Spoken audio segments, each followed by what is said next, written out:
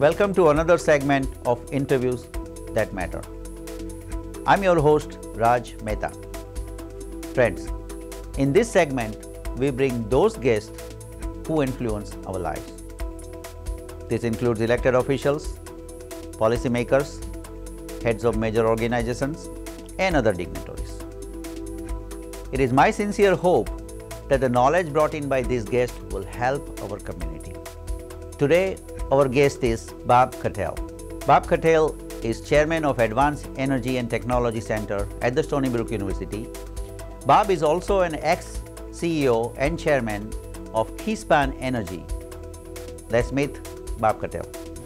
Bob, welcome to the show, sir. Thank you so much for taking time. Pleasure for me to be here. Always good to see you. Thank you. Same here. What I would like to ask you, I know that you started your career when you were 14. You started, working in a drugstore, and then you were fixing meters, and in a utility company, and then you rose to all the way to chairman. So can you tell us something about you in your own words? Be happy to. You've done your homework, obviously. Yeah, maybe starting. I grew up in Brooklyn, right, and had the benefit of getting a very good public education. Mm-hmm. I went to City College. Mm-hmm. As you indicated, I started work at a very young age because I was raised by a single parent, my mother, and we needed to bring some money into the house. We didn't have much money. We didn't think we were poor, but we didn't have a lot of money. Mm-hmm. I had the benefit of getting an excellent education at City College, studying mechanical engineering, and upon graduating from City College, I went to work in the utility business. Started in telecommunications, though, not in energy. Worked for AT&T. Okay. And at that time, AT&T, before deregulation, was a huge company. Mm-hmm. Had, I think, 450,000 employees, and I was one. So I then looked around, and I saw a little gas company in Brooklyn, 3,000 employees, the Brooklyn Union Gas Company. Mm-hmm. And I was fortunate enough to get hired, went to work there, and spent my entire professional career in one company. Very unusual. Not many people do that. Mm. And as you indicated, I was fortunate after many, many years of hard work to eventually become the chairman and CEO of Brooklyn Union.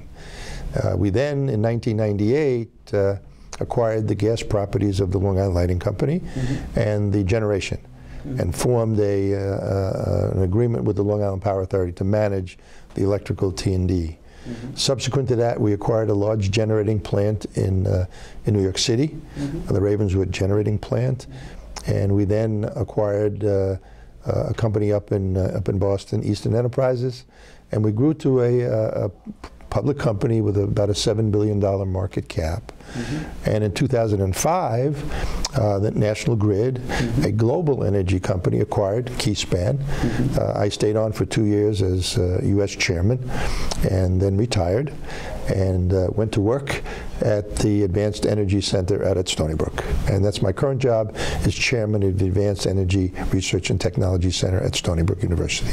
So before we get into other things, I want to make sure that because you were in energy all those years, that's why you have lots of energy here.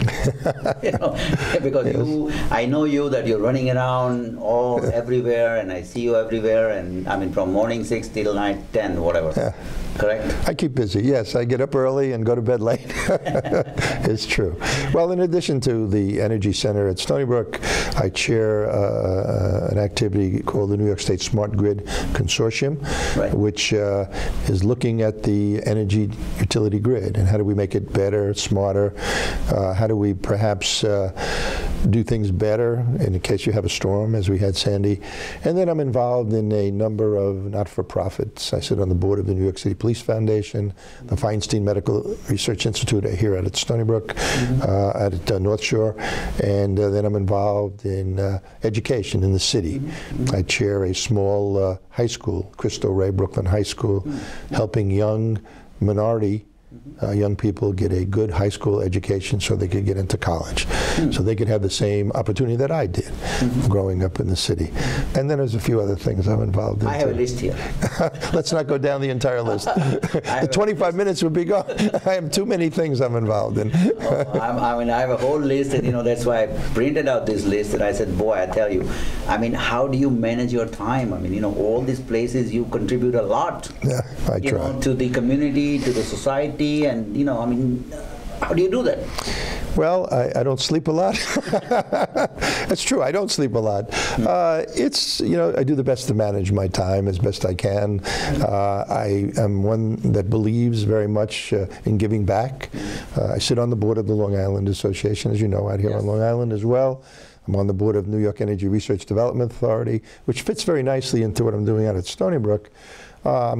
So these entities don't take a lot of my time, but I find the time to try to be productive and add value to those things. It's probably my way in giving back, as I said, to the community, because I've been very fortunate. You're also on the board of NYSERDA. That is correct, yes. Right? Yes. Yeah. So, you know, before you go to these meetings, I mean, you have to prepare also for that, right? So you do. A lot of reading material, yes. Fortunately, I can read pretty quickly, and hopefully some of it sticks up here. But yeah, that's what takes the most time, really, is the preparation for the meetings, the reading material. And you have to do your homework. If you want to be effective on these boards, you have to do your homework. So it does take time, but I enjoy it. I enjoy doing it. I know that, you know, you are involved in so many different things, but you do justice to all those things. That's the main thing, right? You know, thank you. Because otherwise, you know, there's no point in it. That's absolutely right. No, I agree with that. I don't go on any of these just to have my name there.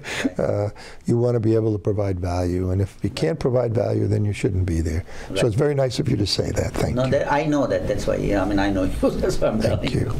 Now, come back to the Keyspan Energy. Like, you rose from, you know, 1958 you started, and you know, you worked all the way through to chairman. You know, what took you? I mean, how did it happen? Like, you know, was it an opportunity that was there, or a luck, or what is it?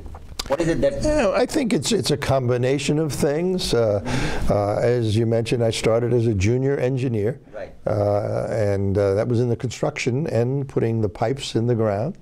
And I had the opportunity to move around the company a lot. I tried to do a good job in whatever job I was in. I looked for opportunities in the company to move around and learn different aspects of the business. I was in the sales organization, I was in the regulatory organization, government relations, and I was fortunate enough to get promoted and move up the ladder, and evidently the people that I worked for thought I was doing a good job. So I think working hard, trying to do the best job you can in whatever position you're in, and hopefully people will recognize that, and I think I was very fortunate in that case to be recognized. And then, you know, being in the right spot at the right time when there was an opportunity. If I was there, so people would think of me and say, well, we think Bob Catell might be a good candidate for that particular job. So like, you know, let's say you were in engineering and you also worked for finance and marketing and business and right there. Yes. So people who are looking for a job, they would like point at you, or you apply there? Well, it was both. Sometimes when I found that there was an opening in the company, I would apply for it. Mm-hmm. In other cases, when an opening was there, people would think of me and say, well, maybe Bob Catell would be a good person to put into that position. So it happened both ways. And you also, I mean, spread gas usage, natural gas usage. Well, I mean, during your tenure, yes, well, the largest distribution of gas in the country. Or that's correct.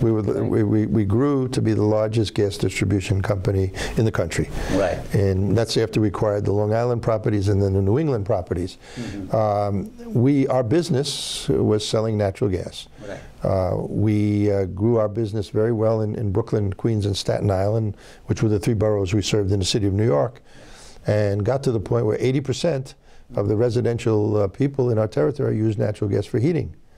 And that's why the Long Island territory was very attractive. When we came out here in 1998, only 28% of the people used gas for heating. By the time I left National Grid, about 3 years ago now, I think we're up to about 50%, and there's a great opportunity. Natural gas is a very clean fossil. It is a fossil fuel, but it's the cleanest. And it's now we know it's very much a domestic resource, and we have a lot of it.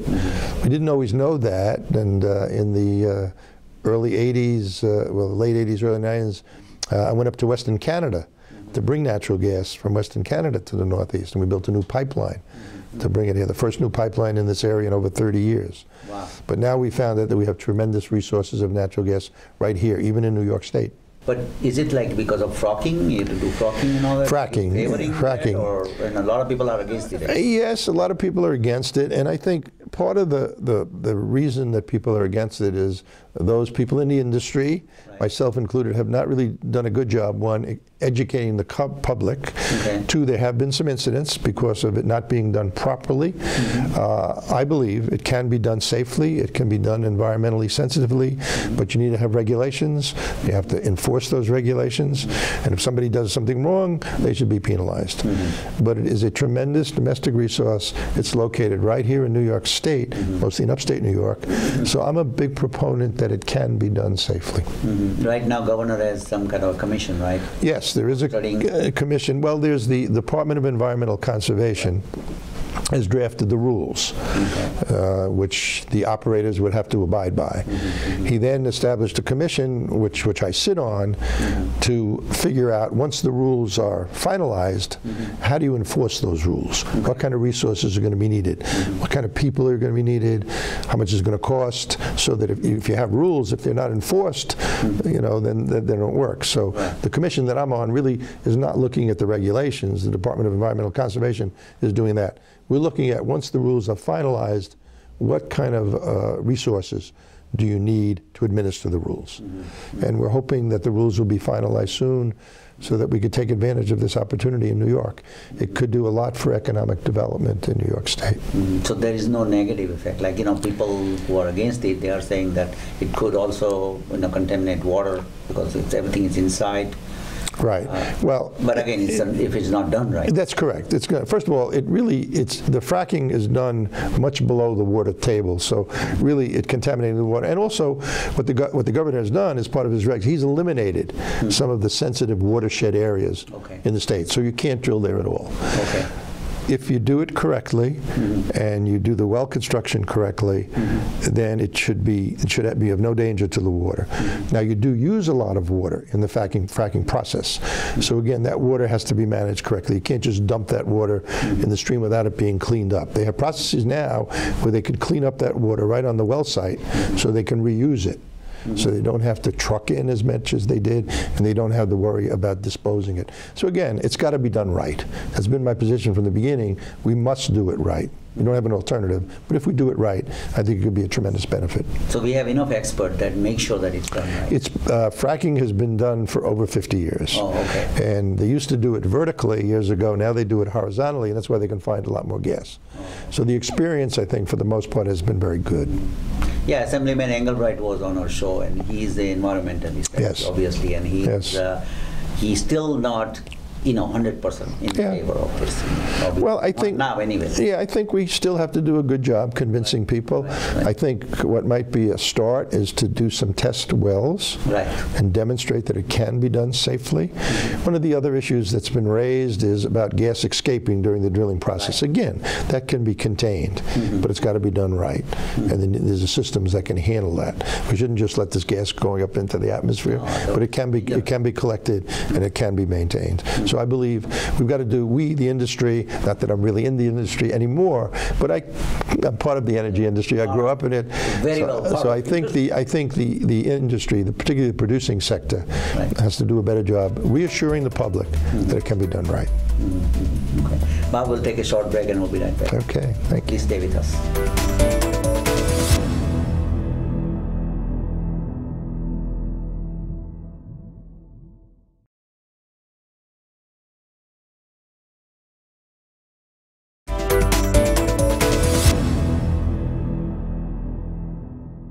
Welcome back to the Interviews That Matter. We are having a conversation with Bob Catell. Bob Catell has a long list of his resume under his. So, if I read it here, it'll take another 10 minutes. Bob, welcome back. Thank you. Pleasure to be here. I wanted to ask you something now. Natural gas that, you have been selling it, you've been promoting it, and now you're also into alternative energy. Right? So what is better, alternative energy or natural gas? Like solar energy? Is a tremendous Right. I honestly don't think it's an either-or situation. I think they both have to play an important role. Okay. As I've said many times, I don't think there's any one single solution. I'm a big proponent of natural gas because it is a tremendous domestic resource and it's relatively clean. But we also, and part of our role at the Energy Center is to develop and improve the new technologies in wind and in solar. And they're very important to do. But the wind does not blow all the time and the sun doesn't shine. And natural gas, in my opinion, is a good complement. Right. When the sun isn't shining or the wind isn't blowing, then you can have a very efficient natural gas-fired generator that can balance the load. Until we develop enough storage, battery storage, to take care of that. So I see them working very well together. Now, you know, I mean, there's always an issue in alternative energy that our labs are, you know, we're paying a lot of money, taxpayer dollars, you know, and our labs are making inventions, but the manufacturing is the biggest issue here in this country. Yeah. Other people do take advantage of, and I've been talking to many of our lawmakers, obviously, and somehow the laws are such that we are not able to do that. I mean, you know, is there anything you can tell us about it? Well, I don't. Issue rather. I think the issue is that we on the manufacturing side, well, a couple of things come to my mind as you mentioned the subject. One, as far as the labs and the research, I think it's very important that we continue to spend money on research. But then you need to get that research out of the laboratory and to commercialize, which is a main role of the Energy Center. One of the challenges we fought, one is money spending on research is going down. And I think, unfortunately, that's not a good thing. So we need to figure out how to incentivize industry. It shouldn't just be government, but industry to spend money on research, starting there. Then when new technologies are developed, we need to have the ability to invest in those new technologies, because as you know, those startup businesses are the most difficult and the most risky. So there needs to be venture capital. I happen to be involved with the Long Island Angel Network out here on Long Island. We do invest in startup companies to get them started. Then you need to have the next round of financing, the venture capital. And then to your point, we need to become more efficient here in the manufacturing sector so that we can compete globally. And I think there's a lot of things that get into that. One of it is having lower cost energy. And that I think can come from natural gas, solar, and wind. So I think it's part of a whole process, developing the new technologies, funding the startup companies, and then having effective and efficient manufacturing technologies. You know, see, I tried to start a manufacturing company for 6 technology. Yes. You know, and obviously, you know, our cost was $1.38 per watt, right, at that time. I'm talking about a year and a half, 2 years ago. Yes. And right now, what I hear, just this week I met somebody and he said that right now China is selling at like 60 or 70 cents per watt. How can you compete that? It's very tough to compete. That's very tough to compete. But I think part of the reason that the price has gone down so low is that the demand has also gone down quite a bit in the solar space at the present time. And it is a question of supply and demand. But, you know, why is it that China can make it at 60 cents and it costs us $1.35? I think we ought to look at what makes up that $1.35 in cost. And are there opportunities to be more competitive in that space? I think there are, through technology, through training, all of those things. Because if we're going to compete globally long term, we've got to be able to compete with the Chinas and the Indias of this world. Absolutely, yeah. But you know, I mean, even if like in our model, the labor cost was only 15%. Infrastructure cost, once it is done, then most of them it was automation, but still the cost was high. You know, in any way, are you in favor of, like, for example, when our labs do some research and come out with a new technology, are you in favor that if lawmakers can create a law that this technology is only for US for like 5 years maybe? Favor of those things, because you know, if not, then obviously other countries are taking advantage of us. Well, I think, you know, there's some truth to that. Am I in favor of having, I'll call them those protectionist policies? Not generally, no. I am not in favor of that. Just like, you know, I think we should, you know, other countries should have the ability to trade with us. We should have the ability to trade with other companies. I'm not sure an isolationist answer is the right answer. I'm a free market guy. I think we got to get smarter. We've got to become more creative. Maybe the unions have to lower their demands somewhat so that we continue to create jobs here. I think there's a number of things that have to go into the equation. but just kind of building a wall around and saying that we... just for time being. Like, you know, for like initial 2-3 years or whatever, until somebody from US comes in and does something or whatever, something like that. I think we got to try to do this something sooner and not have to build the walls for 5 years. But there's no easy answer to that. It's a very difficult one. But I think if we're creative and innovative, which this country has been known for, we should find a way to be able to compete globally. Okay. Now, you know, I know that among other things, not many other things, you also co-authored a book called CEO and a Monk. Right. Okay, now, can you tell us that, you know, why did you write that book? Okay. Well, it's a bit of a long story, and we don't have that much time, but when we came out here on Long Island, that was the first major transaction that we did. And we had two different companies. We had a Brooklyn Union Gas Company coming from Brooklyn, Queens, and Staten Island, and we had the Long Island Lighting Company, a good company with good people, but it had been through a lot of difficulties. And we had to find a way to bring the two companies together. Right. You know, if you look at most mergers and acquisitions that didn't work, it's because of the cultural differences. So I had to find a way to try to bring those companies together. And I needed someone who could report to me and help me do the things that were important. A young man who had been a Catholic priest.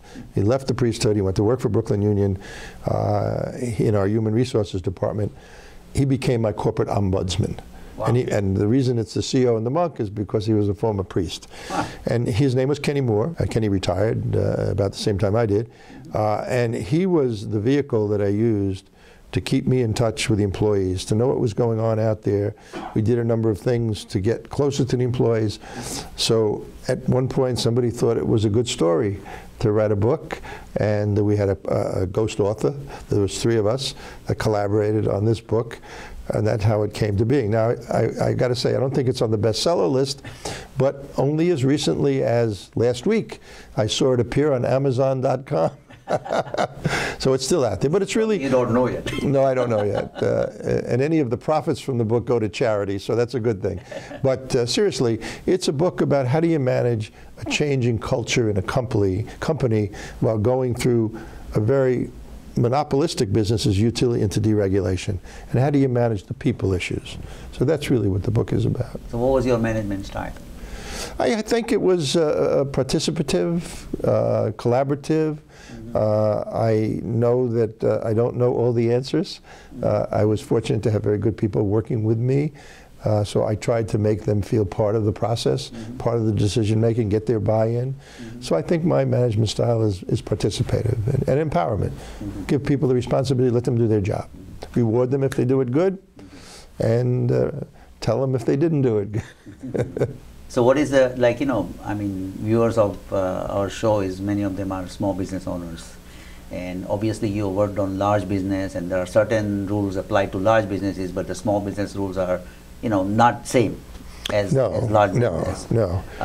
So give us your advice. Well, that's an interesting thing, as you said, because I've never really run a small business. I think, you know, there are pluses and minuses. Large businesses, you have, you know, more resources, but you also have more bureaucracy to make decisions. Right. Exactly. If you're in a small business, I think you've got to, obviously, you got to start, you know, by having a business that's going to work in the marketplace. And then I think the most important thing is to be sensitive to your customers. Even small or large business, you have employees. You have to treat your employees with respect, motivate them, reward them, and you know, look for opportunities to grow the business. As I say, I think small business can be very challenging and very difficult. Recently our area was hit with like one largest storm in a century, rather, you know, that Sandy, obviously, you know. Yes. You know, name, I don't know who thought about the name. I don't either. Whatever, I guess it was that letter of the alphabet. You know, they named these stuff by the alphabet. Yeah. Okay. So now we have what, U, R-S-T-U, T. T. Let's hope we don't have T. We don't have T. That's all right. And you know, Long Island Power Authority has been criticized a lot, you know, for doing work, you know, slowly, and a lot of people didn't get the power in time, and many people are still not, you know, obviously, and to their credit, obviously, though, this was the worst storm since 1938, right? I know that you're in energy business all your life, you know. So would you, I mean, Can you care to comment on that? Yeah, I think you started out appropriately. It was the storm of the century. Although we seem to be having the storm of the century more frequently. We had Irene last year, Sandy this year. So there's no question that there is an issue with climate change, whether you call it global warming or not. So I think it was, from my perspective, having lived on Long Island now for 50 years, was certainly the worst storm in my lifetime. The amount of devastation to the electric system, because our wires are overhead. It's the nature of, we love our trees. So I think the time it took them to restore essentially 95% of the system was really quite a good job. 2 weeks, rebuilding the system, that 90% in 2 weeks, I think, was a magnificent job. And the other certain portions of the system that people are still not back are areas where there was water damage and things where it's not safe. So it's got to be brought back in a safe manner. So I think we've got to give them a lot of credit for the hard work they did to get it done. I think the challenge was communication. I think the challenge was communication. People wanted to know more.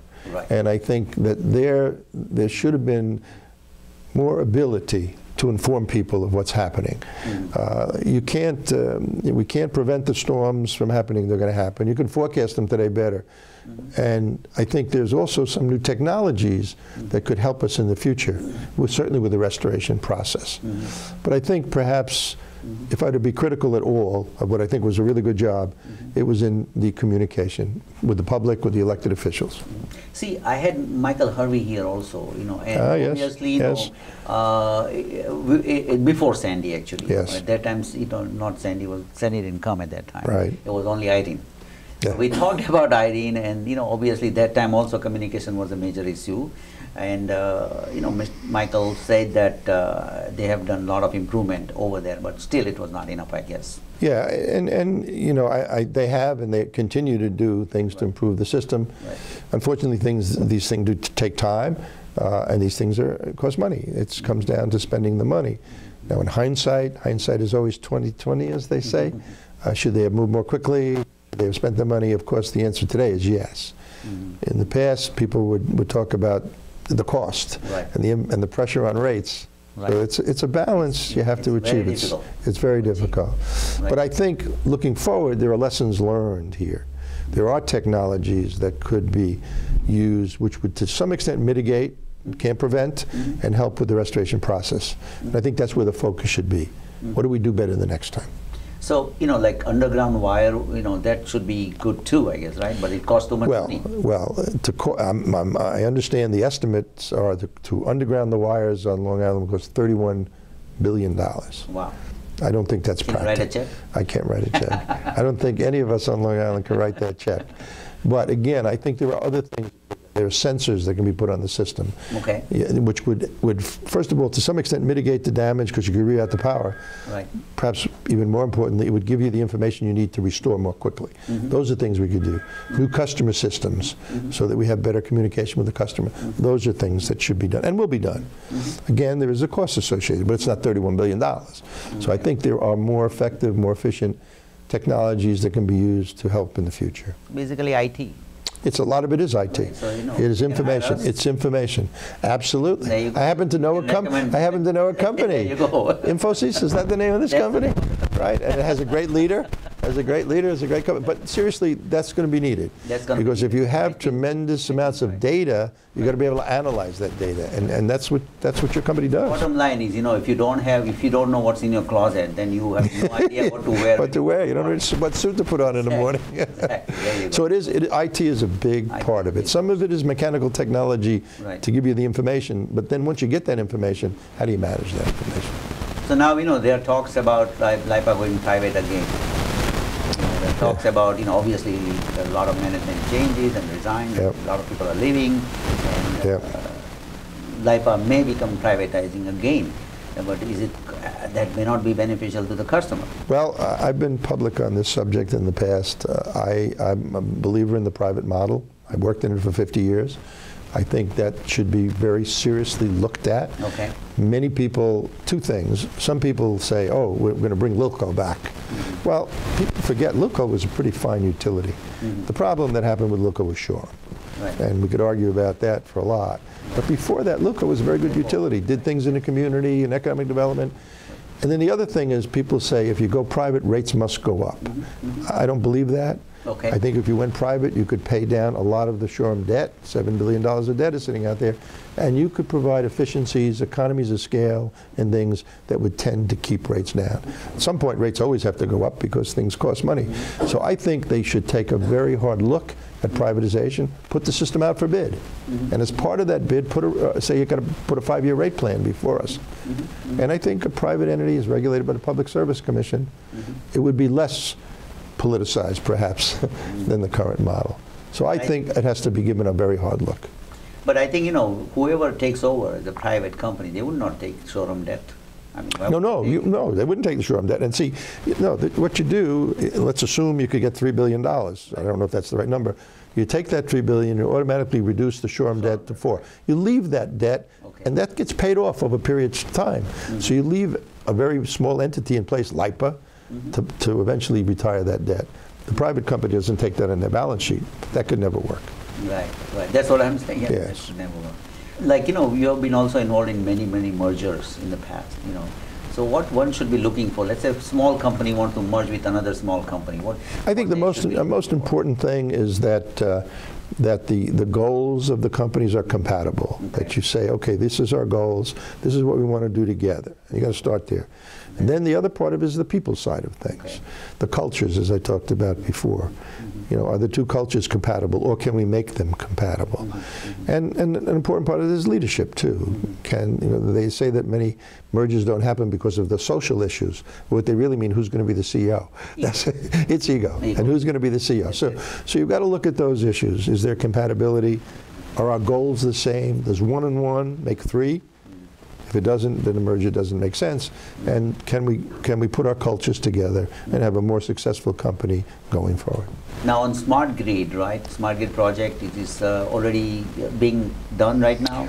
Well, in Huntington, I guess. In the 110 corridor, yes. The Department of Energy is funding a smart grid project under the LIPA and Stonybrook are managing it. And it's in the 110 corridor. It has Farmingdale University as part of it. So we have the university model. It has residential customers, I think about 500 residential customers. And it has commercial and industrial in that corridor. And it's looking at the grid. And what can you learn? It's looking at cybersecurity, how do you protect the grid? It's looking at remote metering, meter reading. It's looking at some of these sensors that I mentioned before that you can put on the grid to give you the information. So it's a great test installation to learn a lot about how do you really implement the smart grid in the field. So inside the house also, you can put certain things which, kind of, normally there is a lot of wastage in the house all the time, right? I mean, you can really reduce at least 1/3 at least. We talked earlier about whether natural gas or renewables are better solutions. One of the most effective solutions is efficiency. We could save a lot of energy usage by being more efficient. You can give the customer, there are technologies available that can give the customer the information they need to better manage their usage, or do it automatically. You can have a device that does it automatically, so the customer doesn't even have to think about it. So the washer and dryer goes on at night when rates are low, and other things go on in the daytime. The thermostat is automatically adjusted based on outside temperature. And you can really do a lot it's much more efficient, and you reduce the bill at the same time. So it can be a real win-win situation. And technologies are available today that can do that. Okay, so like, right now, 110 corridor, whatever you're doing, it's how long it's going to take? I think it's about a 2-year project, and they're at least a year into it. So it took them time to install everything. Now they're gathering the information. Then they'll analyze that information and look at what's really the most cost-effective ways to implement the smart grid. Bob, as I said, 25 minutes is not enough. We went over already, right? So, I really want to ask you to give me a promise that we'll come back again here. Yeah, it'll be my pleasure. I really enjoyed it. Sure, right? Thank you very much. I promise. Okay, thank you. Again, thank you for joining us today. If you have any questions, comments, you can email me at rajmitv@gmail.com. Again, that's rajmitv@gmail.com. You can also view our shows on YouTube, which is youtube.com/Infosys International. Again, thank you for joining us. Next time, see you until next time. Thanks. Thank you, Raj. Pleasure being with you.